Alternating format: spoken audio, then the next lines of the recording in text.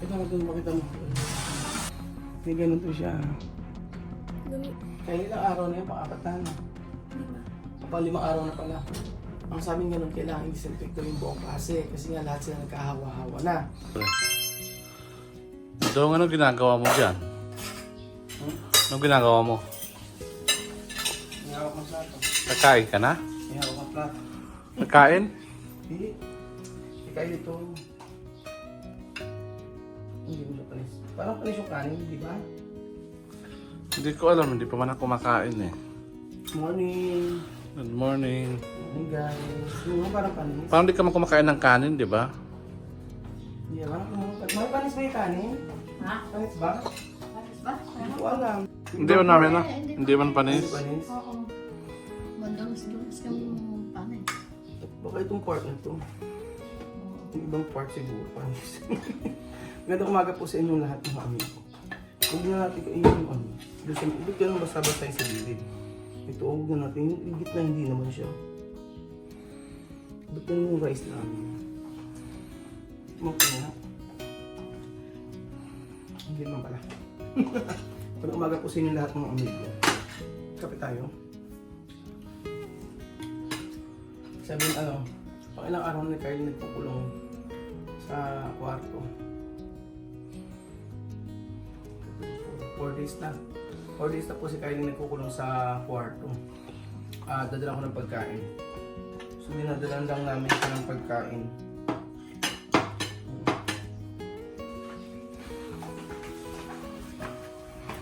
Ano? Ang hirap ng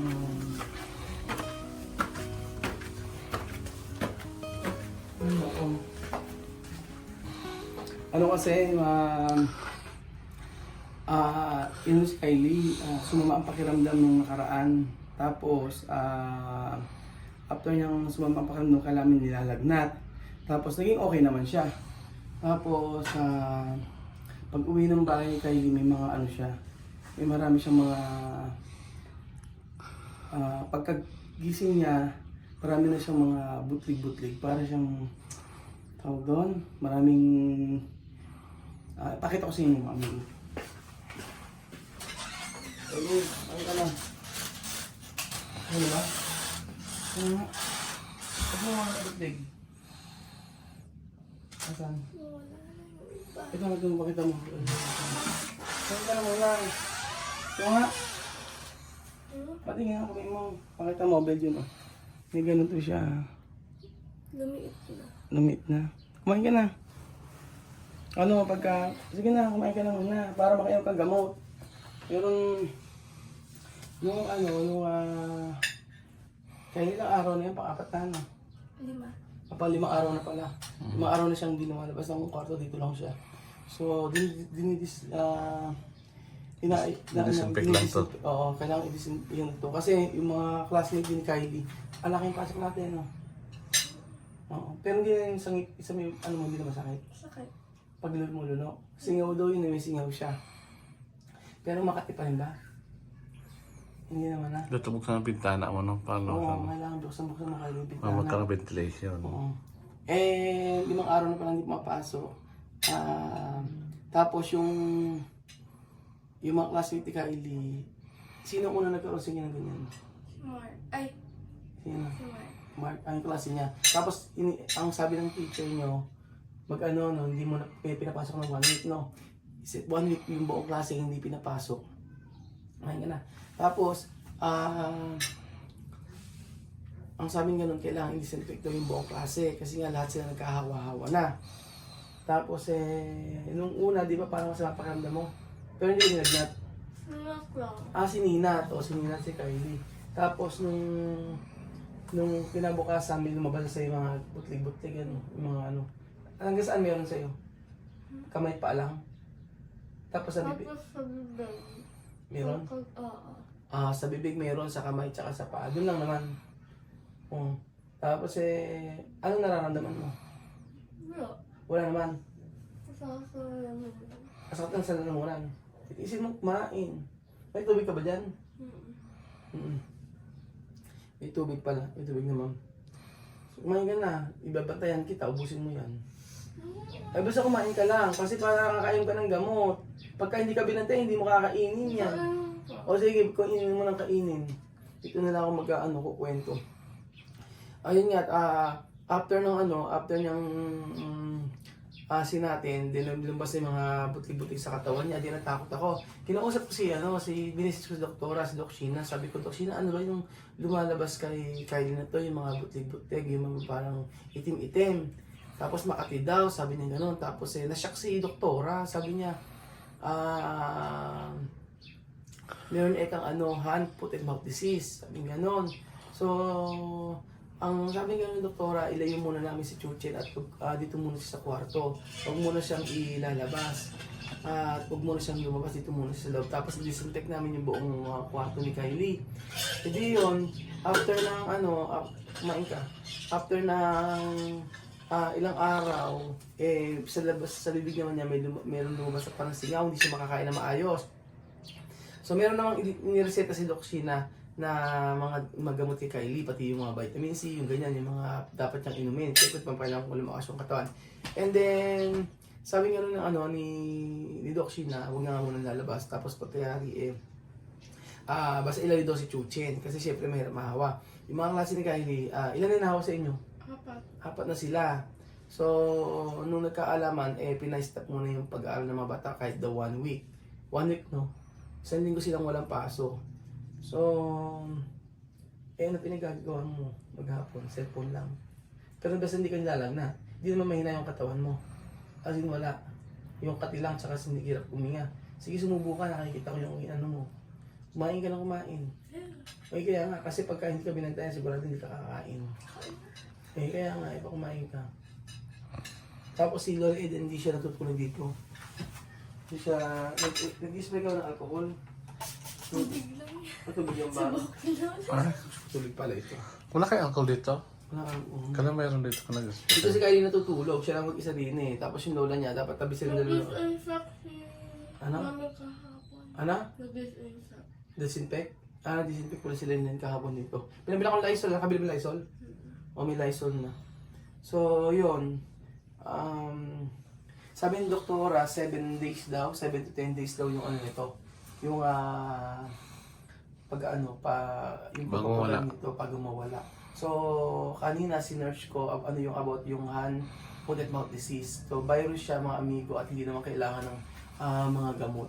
Yun ang pagkakabasa ko sa Google. Pero si doktora, binigyan siya ng mga gamot. Kasi siyempre makati yung sa may niya. Sobrang kati ba? Hindi naman. Hindi na wala. Hindi na ngayon. Nung una, Ay, pawala na din pala eh. wala na. Yun nga, nung una nag-aalala nga kami kasi kung ano yun. Siyempre pagka ang bata, merong tumubo na kung ano sa katawan, lalo na mabuti-buti na yan, siyempre matatakot ka. Sabi nga ng Doc Sheena, epidemia sa buong school kasi nagkahawa-hawa. So tinitingnan ko naman kung saan nila nakukuha yung saan ba nakukuha yung Sa baboy. Sa foot and mouth disease. O sa baboy. Sa hangin daw. Sa hangin. Sa hangin. Tapos sa rain. Drops ako. Sa hangin. Kumain ka na, sige na. Ako makakatatlong subok pa lang yata. Kumain ka na kumain. Hindi ako alis dito hanggang hindi ka kumakain. Kainin mo yung itlog at saka yung saging. Tiisin mo. Masakit, may singaw eh. Pinakita niya kasi kapon, inano ko yung sa mukha ni Kylie, nagpicture siya. Kasi meron daw mas singaw, hindi daw siya makakain. Ay, hindi ko lang po ano, sinend ko kay doktor, sabi singaw daw. Sabi ganun yun. Yun lang, kumain ka na, ilang subo pa, para matapos tayo dito. Hindi ako alis dito, hindi ako kumakain. Maano lang, pag kay Chuchin, pag si Chuchin naman, pagka nagkakasakit, hindi niya iniinda. Kaya wala lang. Parang, may glag na si Chuchin, hindi yung kagaya ko. Hindi kagaya ni Kuya Belgian, pagka nagkasakit, hindi iniinda. Di ba, Kuya Belgian? Parang baliktad na ako yata, ano? Kayo yung lagi nakaturong magkaroon siya at lagi nakahigalang buong araw. Ayaw bumangon. Pag ako, nung nasa Africa ako, but ano si Kuya Belgian kasi siya yung nag-aalaga sa akin doon. Saka si Mami Kuana. Kasi siya kasama ko sa bahay. Pagka nandun ako, pag ako nagkakasakit, iniinda ko, parang nakahiga lang ako maghapon, kinabukasan, hindi na ako lalo kung masakit ang ulo ko, hindi ko kaya. Hindi ko kaya yung masakit ang ulo. So, pinagpapahinga ko talaga. Kaya, kumain ka na. Dali, ilang subo pa nakakain mo. Kaya mo. Kaya nga, eh syempre yung mga ganito, iba nga ngayon yung mga bata ngayon kung ano na mga tumutubo sa mga balat-balat eh. Kagaya na sa akin, tingnan nyo. Ewan ko kung hanggang ngayon hindi pa siya natatanggal. Sabi discoloration, napunta na ako sa derma. Eh sabi niya sa derma, matatanggal daw to after 2 weeks, hindi naman siya natanggal. May mga pinapahid sa akin. Eh sabi, bumalik daw ako, hindi na ako bumalik. Kasi ay, hindi na matanggal. Pero itry ko, pag etong week hindi pa natanggal sa pinalagay kong gamot, babalik na ako. Ang problema kasi nung time na may tumubo ito, nai-stop yung pagpapagamot, nakakalimutan ko pag nalagay. Kaya hindi kumain ka na. Sige na, matapos sa pagkain mo. Kasi hindi ka kakain. Kahapon yung ibigay sa pagkain, hindi mo kinain. Yung konti. Sige na, ano ba naglalaro ka ba? O walang paso. Nag-aalala nga yung nag-aalala nga kami kasi nung time na meron siyang mga buti-butig cake. Pag nakita nyo kakaiba. Ba't may tumubong ganun? Sige na. Sige pa. Umubo ka pa. Kainin mo itlog kasi ang sama ang hotdog din mag... Eh, nakakain. Kaya nga. Nakailan mo na ba? Hindi ko alam, doon ang binila. Kasi hindi ka kainin yan. Ano ba gusto mong Anong gusto mong protas? Ano? Pakwan. Wag lang lang. Pakwan. Gusto mong pakwan? Ano? Orange gano'n? Gawin ng mga citrus lang. Pakwan citrus? Hindi. Pakwan na lang. Hindi yung pakwan. Isang araw pa nagkabili si Chuchi ng pakwan. Kainin mo yan. Ibabalikan ko yan. Sige na. Maligo ka na rin pagkatapos para maganawahan yung katawan mo. Maligo ka na. Pag hindi ka pali. Yeah. So, ayun po mga amigo, mahirap talaga pag bata ay nagkakasakit. Ang alala ko nga nung bata, lalo pagka nung wala sa abroad ako, si Lenlen, siya lang mag-isa talaga. Wala siyang kasama sa bahay, tapos bata pa si Chuchin, tapos pag nagkaka-Chuchin, si Kylie, ihatid pa niya, gano'n. Hindi naman nag-drive si Lenlen, so nagka-tricycle sila. Yun, nahihirapan si Lenlen, minsan walang tulog, ganyan. Ang hirap pag may bata talaga, lalo pa nagkasakit. Kaya napakahalaga na maalagaan natin yung ating katawan. Pero kahit sabing ng ganun, kasi ang ang sakit kasi ayaw sa gusto magkakaroon ka lang ng mga ubo-ubo, sipon-sipon, mga ganyan. So yun, hopefully maging okay na si Kylie limang araw ngayon. Nawa din naman ako sa loob lang ng bahay, sa loob lang ng kwarto maghapon. Ilang araw na siyang ganyan, dyan lang. So ayun po mga amigo, i-pray na ako maging okay si Kylie. Siya ay makalabas ng dito ng kwarto. So mamaya didisinfect namin ulit yung kwarto. Ang ilang nila din yung syempre sana mahirap kasi pagka naawa-awa, nagkahawa-awa, especially pagka si Chuchin. Kaya si Chuchin, hindi namin pinapapasok dito kay Kylie. Lagi na pupunta si Chuchin dito sa loob ng bahay. So ayun po mga amigo, mag-ingat po ang lahat at tayo po kumain ng mabuti. So huwag niyo pong gagayahin si Kuya Raul at si Kuya Belvin na puro cholesterol po ang kinakain. Puro cholesterol ang kinakain. Puro matataba. So ingat-ingat na lang po. So thank you so much po mga amigo at hopefully maging okay si Kylie. Kain tayo ng Belvin. Ay nako. Parang nangangati na niya ako. Ay nako. Ibang mga sakit-sakit yung mga bata. Kung ano mga tumutulog. Kain tayo, Beljun. Na, tayo ay kumain. Magkape. Ano yung kape mo? Dito tayo kung ha? Dito tayo kain? Dito tayo kakain ba tayo? Akala ko mag-vlog ka.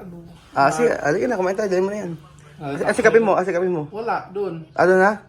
Okay. O sige. Ikaw kailangan daw ito. Kailangan.